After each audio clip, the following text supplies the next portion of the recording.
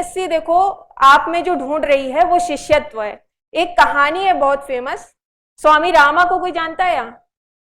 Yoga teacher हैं, कभी search करना उनके बारे में, उनको भी एथिक्स में जोड़ लेना। तो उनके जो गुरु थे माधवानंद भारती, उनके 20-25 शिष्य हुआ करते थे। वो शिष्य कहते थे कि हम आपके शिष्य हैं। तो एक बार उन्होंने एक परीक्षा ली, उन सबको लेकर के वो तुंगभद्रा नदी के किनारे गए। तो तुंगभद्रा के इतने भारी बहाव में पार करके दिखाओ।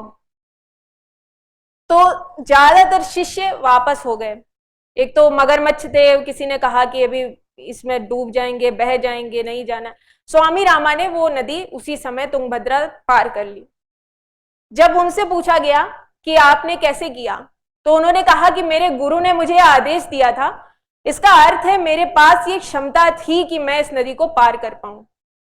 तो जब यूपीएससी आपके सामने प्रीलिम्स का पेपर रख रही है तो वो जानती है कि आपके पास ये क्षमता है, के पेपर को सॉल्व कर ले जाओगे।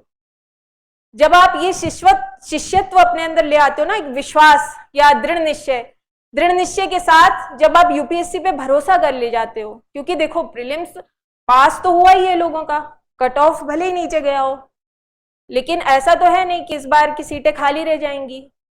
जब यूपीएससी ने आदेश दिया कि ये प्रीलिम्स का पेपर है, ये सीसेट का पेपर है, इसका अर्थ है कि वो आपके भीतर के उस दृढ़ निश्चय को परखना चाह रही थी।